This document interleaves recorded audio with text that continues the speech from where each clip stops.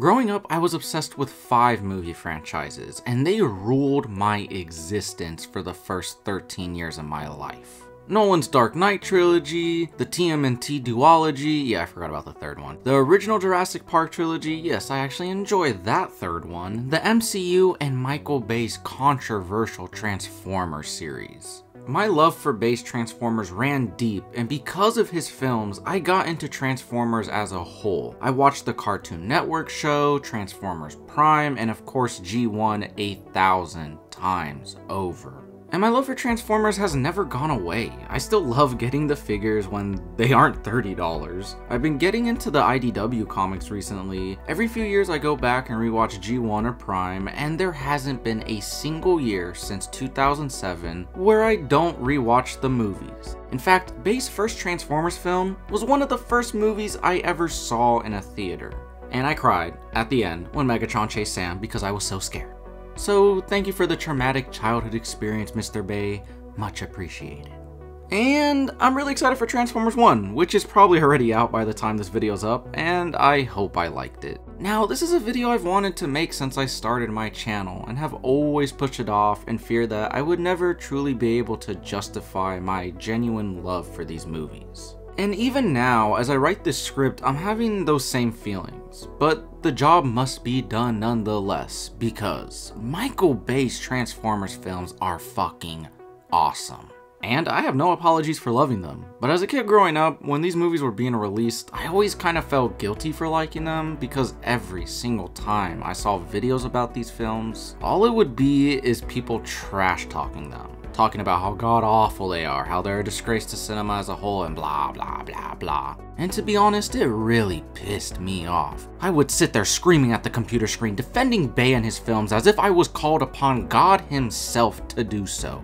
I was simply confused on why people hated these movies so much. Optimus Prime was such a badass character with so much humility. The filmmaking was so exceptional, Sam was such a great everyman, the special effects were the best out of any movies coming out, and the action set pieces are some of the best I've ever seen. So what the fuck was there not to love? These were all the things that would go on in my head. And yeah, eventually I came to see why people didn't like them, but let me tell you something. Just between you and me. Are you ready? I still don't understand why everyone hates them to the degree that they do. And as I've sat here for years now, contemplating how to make this video, something very interesting came to mind.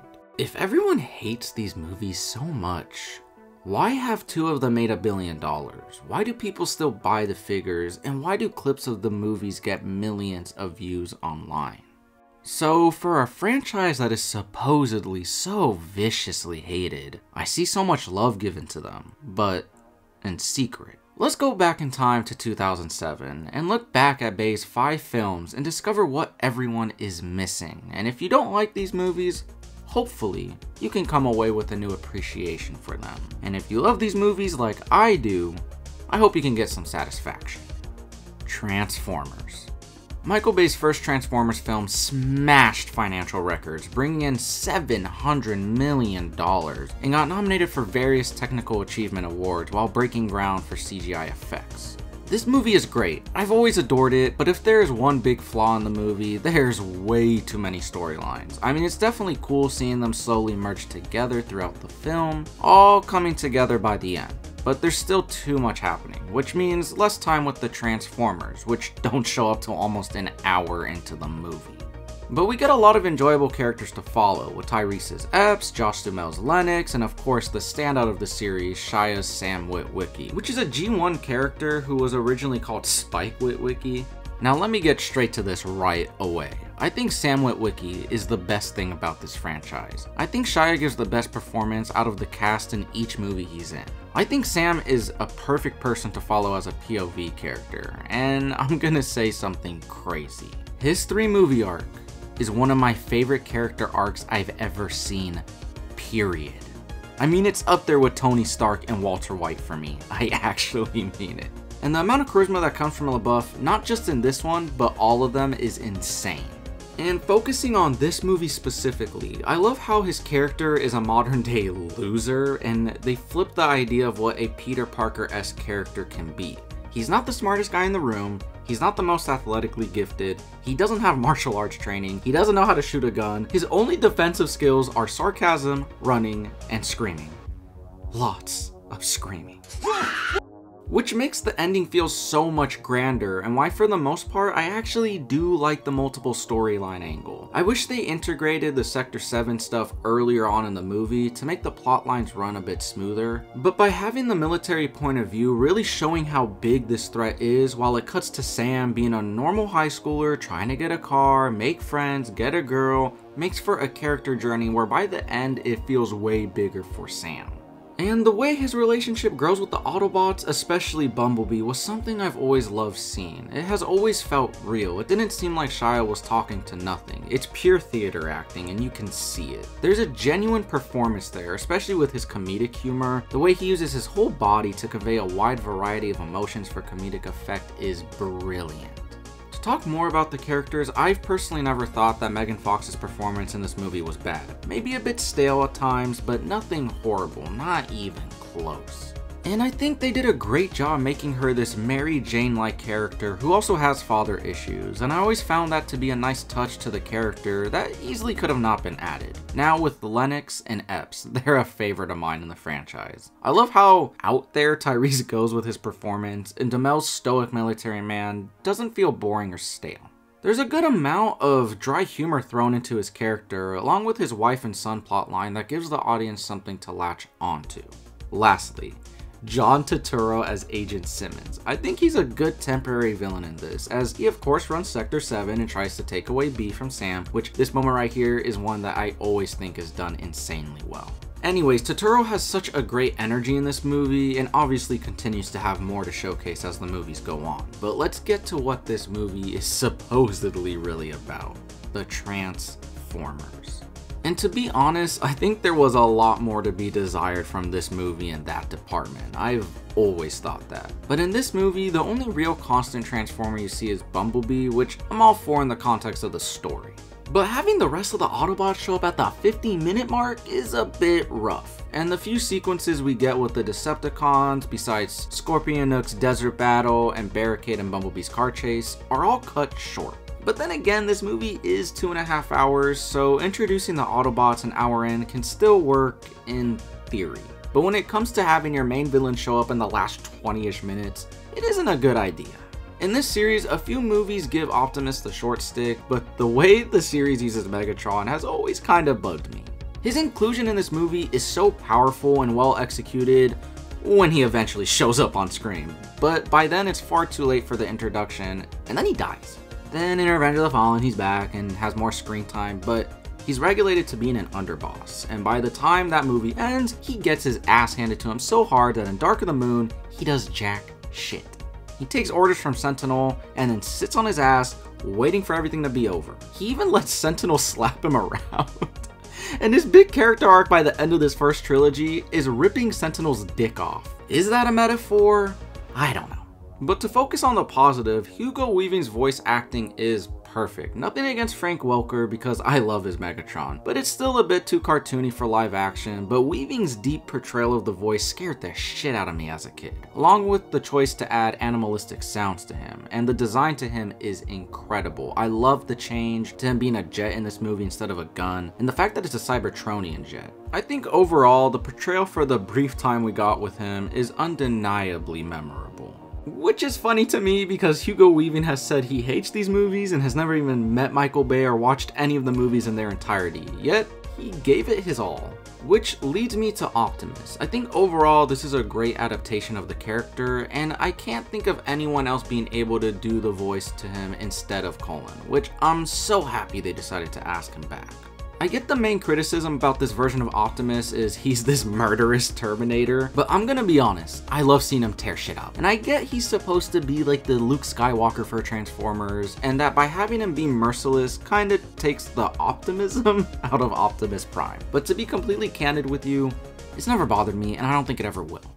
Because his humility is still there. He's still compassionate. He doesn't want to harm humans, he doesn't want anything bad to happen to Earth, and all he wants to do is help out not only his Autobots, but even the humans, so I'm okay with him killing some Decepticons. Now let's get to the man himself, Mr. Michael Benjamin Bay. Look, what I really want to say the most regarding him is you can say whatever you want about him as a storyteller, but as a technical director, you can't say shit. This man not only knows how to create the best action sequences in Hollywood, but in this movie and all the movies for that matter, he blends practical elements with CG so seamlessly, and his set pieces are incredible. And it's these specific moments where you see how much of an unadulterated love he has when it comes to making these movies. He has literally called them his babies on multiple occasions. He loves making movies and he loves playing in this universe he built, and you can see it on screen. To wrap up all my thoughts on this movie, I think the Michael Bay humor honestly lands very well in this movie for the most part. Were you masturbating? I think the filmmaking is executed superbly, Sam and Michaela are awesome protagonists, and the action sequences are great, but I do wish they found a way to have a few less plot lines and integrate the Autobots and Sector 7 earlier on in the movie. Revenge of the Fallen. Okay, I feel like most people really enjoy that first Transformers movie quite a bit. It's the one I rarely hear any shit talk about, but this one, right here, this is the movie in the series that gets bad-mouthed the most. I love this movie. I don't give a shit. I fucking said it. In fact, I watch it more than the first one. Now, I'm gonna be clear here. I don't think this movie is actually better than the first one, but I do find it more entertaining and the action sequences are far more superior. And the plot is less convoluted than the first one and focuses primarily on Sam instead of 1,000 different characters in the way the first one did. So let me roll up my sleeves as I defend this movie. I guess the real question is, okay, well, you like the movie, but do you genuinely believe it's actually a good movie? And that's a question I've tossed and turned about. The best answer I can come to is I'm not gonna say it's a good movie, but I'll defend the fuck out of it when it comes to how overly hated it is. I mean, people have been utterly ruthless to this film, and I think it's overdramatic. Now shut the fuck up, sit down, and hear me out. I get that the humor in this movie isn't for everyone. Does it work for me personally? I'll be honest, most of it does, but there is a good portion that doesn't, like Skids and Mudflap and the parents, and some of the first few scenes with Sam's roommate, and I've seen this movie 1,000 times and I still don't know that motherfucker's name. But in all honesty, if you ignore or remove all the weird sexual humor, then you really do have a film that is, in my opinion, pretty damn fun and far from bad. And I know it's a tall order to act like shit like this isn't in the movie. Also, the voice actor for Wheelie is Tom Kenny, who famously voices SpongeBob, so you're welcome for letting that fact ruin your childhood. Let's get to the big defense for this movie right away, and then I'll get into all the other stuff. What I'm about to tell you will prove that it truly isn't as much of a bad film as everyone supposedly says. First off, this movie made $836 million at the box office. Yeah man, tons of bad movies make money. Yeah, but this is an absurd amount, and we forget that movies used to play for like 6 months at this time. It's not like today where they play for 6 weeks and then just go to streaming. And if the word of mouth was truly so bad, how could it have survived half a year at the box office, making that much money as it is constantly competing with other movies coming out throughout the year? And then here's the second bombshell. The DVD and Blu-ray sales to this movie in 2009 came out to $276 million of revenue, almost another $300 million, which means millions of people liked this movie enough to go out and actually buy it. Which, to put into perspective on how truly crazy this is, Harry Potter and the Half-Blood Prince made $933 million at the box office the same year Revenge of the Fallen came out, but made $177 million in home media sales. Revenge of the Fallen made less money at the box office, sure, but those DVD sales really show you how much a person likes a movie, that they'd be willing to spend money to own it and rewatch it over and over again. And Revenge of the Fallen made $100 million more in home media sales, so that has to say something, right? And yes, obviously Half-Blood Prince is a better movie, but I think the reason Transformers beat it in DVD sales is because it is a more entertaining film overall.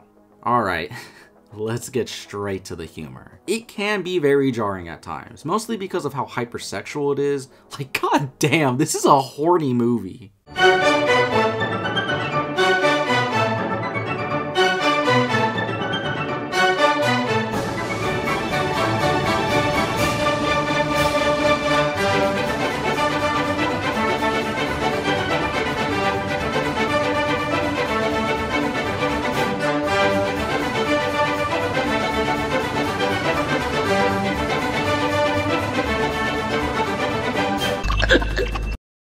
Look, I'm not here to tell you to like the humor because I remember being a kid and watching this for the first time with my parents, and it damn near gave my mother a heart attack, and she kept threatening to turn it off. And somehow we made it to the end, but we were all in utter embarrassment and shock. And over the years, whenever I chose to watch this movie, I make sure to do so in private because I cannot endure the secondhand embarrassment. Fuck it, we're doing a side tangent. One time I was watching the first Transformers movie by myself, and then my dad walked in during the scene where Sam's parents barge in on him and his mom asked him if he's, you know, stroking the ham, and I was laughing my ass off, and my dad got mad at me and was like, Do you know what masturbating is? and I was like, no, and then he replied, Then why are you laughing? and I told him the truth. Sam freaking out made me laugh, and I honest to God had no idea what the hell that scene was about for a good portion of my life.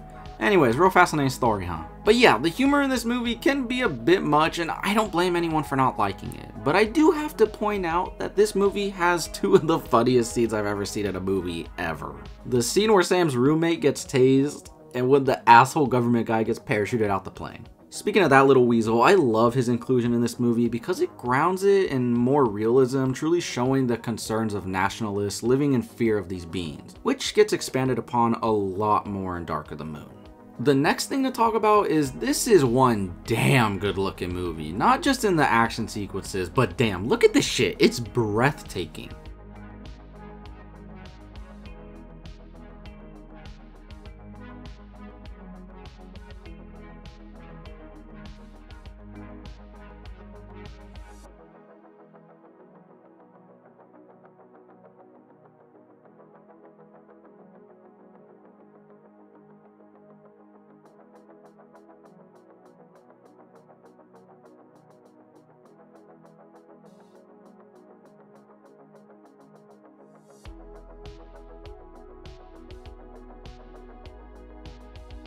The one aspect I desperately want to defend, not only for this movie, but the first three movies as a whole, is the fact that there is authentic heart to these films. I hate when people call them soulless. You want to call them lazy with their plot, call them immature, call them loud CGI noise, fine, whatever.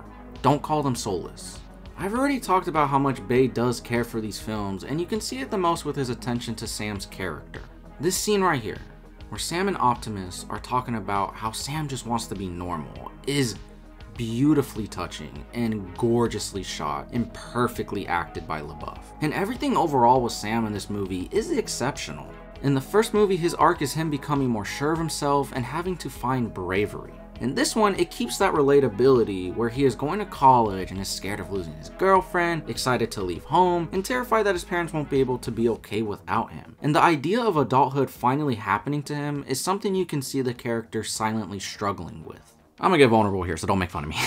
This scene where Sam's dad starts begging him to stay as he cries always brings me to tears. The acting by Kevin Dunn is magnificent, and then when Sam tells him that he has to let him go, incredible. All this CGI noise is a big metaphor for Sam's life crashing into adulthood. You see his arc from not wanting anything to do with the Autobots, choosing the comfortability of being a normal college student, to having to be thrust into this adventure to save Optimus, comes all together in this moment when he makes the adult choice to not run away and essentially accept his adulthood, and take the initiative to save his friend and the world. Because true maturity isn't aging or gaining knowledge of the world. It's knowing you have to do something you don't have the strength to do, but getting up and doing it anyway. So yeah, this movie is way deeper than you motherfuckers give it credit for, and then you know he becomes Transformer Messiah. So is this movie Citizen Kane or The Godfather? No, it's better. I'm joking.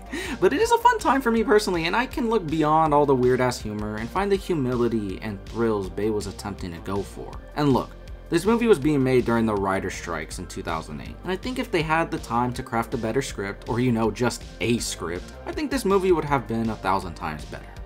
Dark of the Moon. Alright, this is the one I've wanted to get to the most. In fact, I've come so close on so many occasions to making a video on this movie alone. I love this movie so much, and I think it's damn near perfect. It is Michael Bay's magnum opus, his truly magnificent masterpiece. This is the best movie in the whole series, hands down, and it makes me so sad that no one talks about it. Everyone talks about how they adore the first one, how much Revenge of the Fallen sucks, how bloated Age of Extinction is, how forgettable The Last Night is, how amazing Bumblebee is, and how faithful Rise of the Beast is. Yet, No one talks about Dark of the Moon. You know, the second highest grossing movie of 2011? It's as if everyone forgot about it.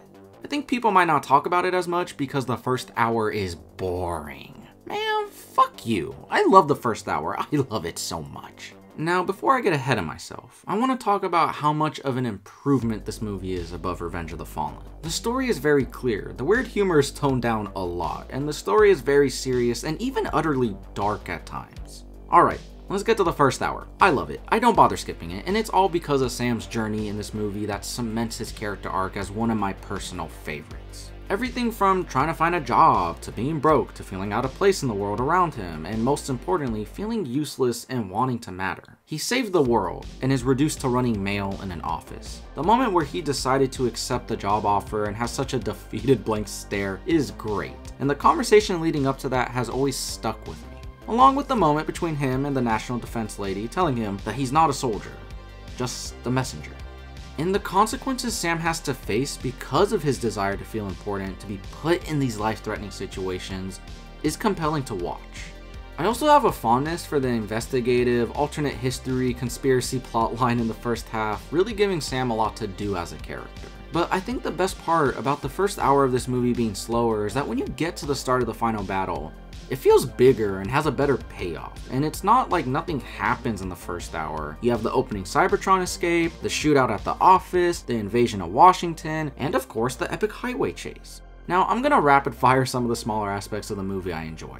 The beginning sets the tone beautifully. The inclusion of Wheelie and Brains throughout the movie is fun. Alan Tudyk is awesome in here. Rosie Huntington-Whiteley is actually pretty damn good in it and gives Sam more depth throughout the movie, being a voice of reason. This little moment with Sam and the Autobots, Mad Max Megatron, the creepy ass horror scenes with Laserbeak, the farewell send-off for the Autobots, this line from Simmons. Years from now, they're gonna ask us, where were you when they took over the planet? I'm gonna say, we just stood by and watched. And of course, Leonard Nimoy as Sentinel Prime, which I never really get why people said his villain plot twist was predictable. I mean, yeah, I guess this moment. Ah, shit, I seen this one. It's the one where Spock goes nuts. Also, I'm a big Star Trek fan, so all the Star Trek references are fun for me.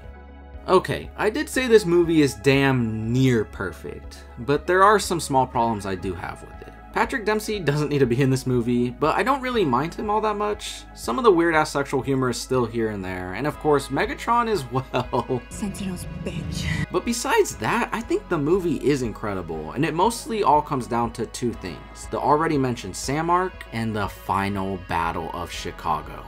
So let's go for it.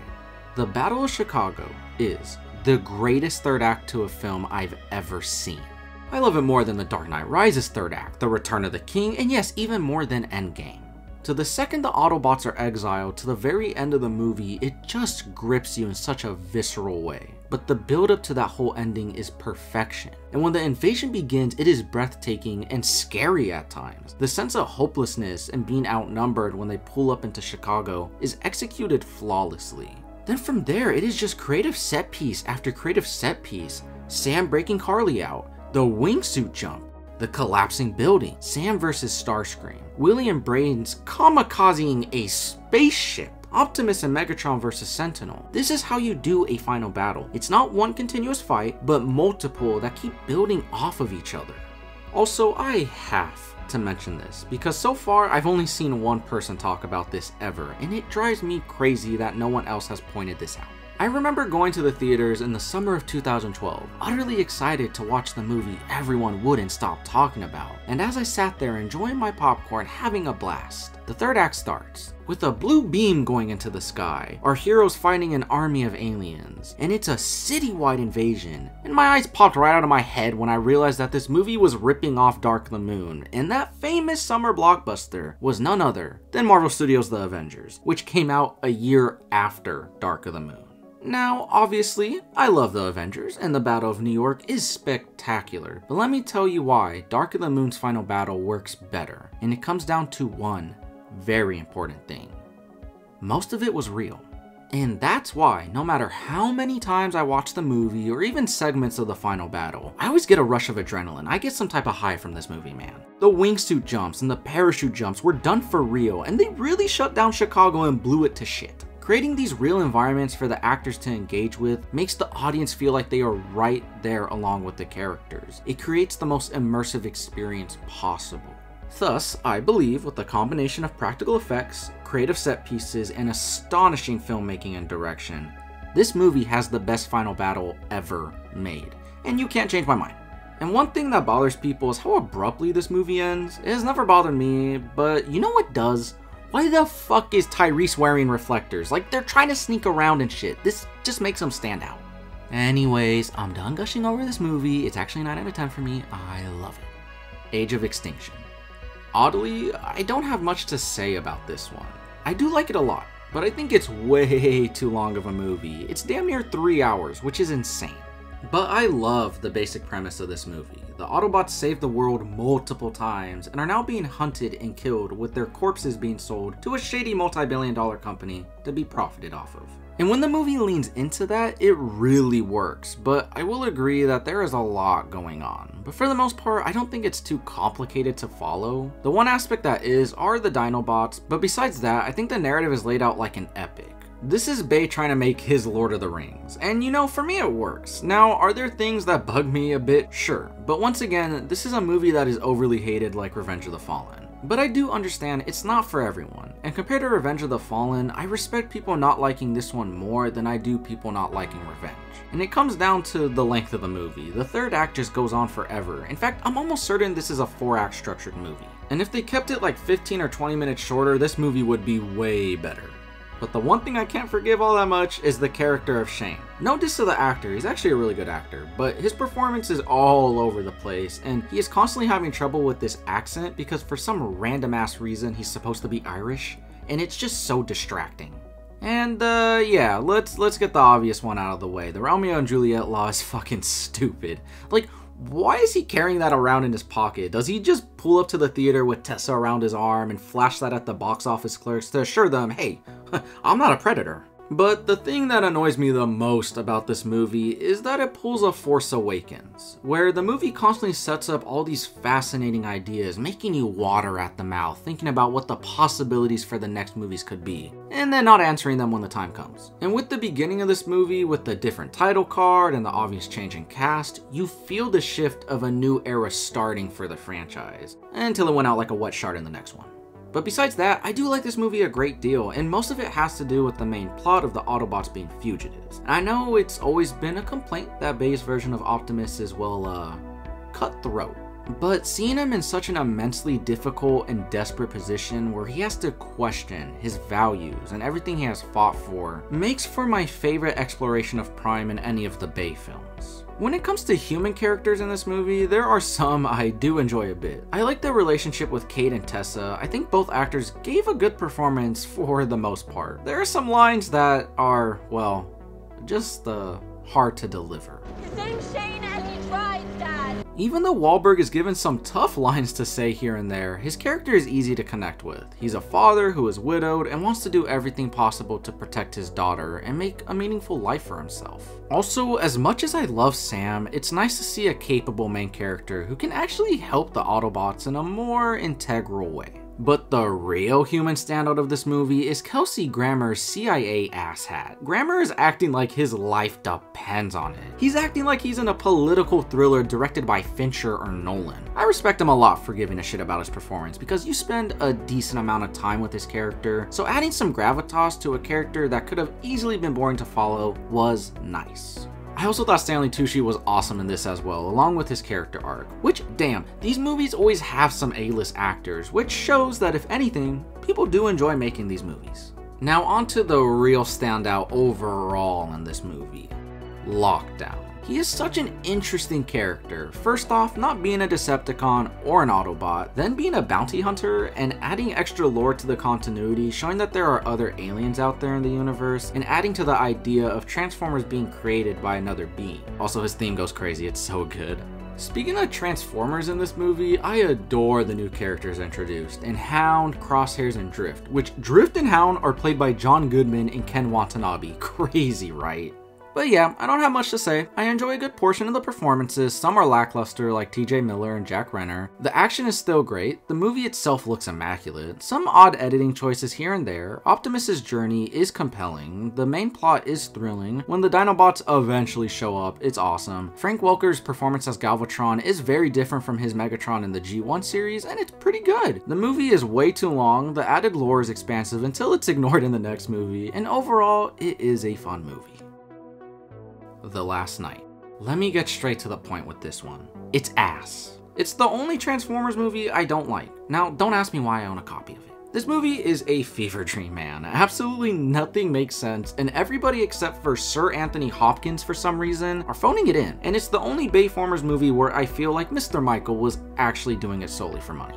But let me tell you my main problem with this movie and why I can't watch it. It's not Wahlberg's awkward acting, it's not the stupid Optimus plotline, it's not connecting the Transformers to Merlin, it's not the lazy action, it's not the horrible Suicide Squad name tag sequence, and it's not the outright disrespect of the universe's own continuity. It is the constant aspect ratio changes throughout this movie. Like, you see this shit? I'm not editing this. This is an actual fucking scene. I hate it so much, it is so goddamn distracting. This solution could have been fixed so easily. Look, I just did it! It's right there, it's perfect, it cost me nothing. This movie has a $260 million budget. But yeah, this is the movie that is everything people complain about when it comes to the Transformers movies. And the only compliments I can give this movie is that they brought back Lennox and Simmons. The short-ass Bumblebee versus Optimus fight that was used to market the whole movie was alright. And yeah, the CGI looks incredible as always. Another nitpick I have is it seems to suggest that Sam died off screen, and Bumblebee doesn't give a shit. All the Decepticons in this movie seem dumber than ever, and Megatron seems so off, and I can't put my finger on it, but none of the Decepticons ever feel like a threat.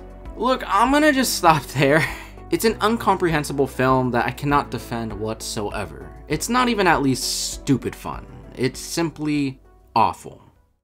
In conclusion, I know I went pretty hard on The Last Night a few seconds ago, but besides that movie, I think there's a lot of enjoyment to be had with the series overall. And even if you don't want to take the series seriously, they can still be relished as fun blockbuster films where things go boom and dick jokes are made.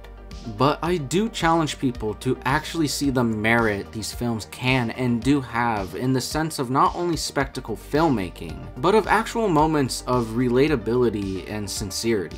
Is this the defining franchise for cinephiles? No, and they aren't trying to be. And for better or for worse, Bay knows exactly what his films are and embraces it to the full extent. And it doesn't mean he feels like compromising, because a lot of these movies explore interesting topics. From national security, to becoming an adult, to having to make difficult decisions, to questions about how far human innovation can go before it disrupts the natural order of things.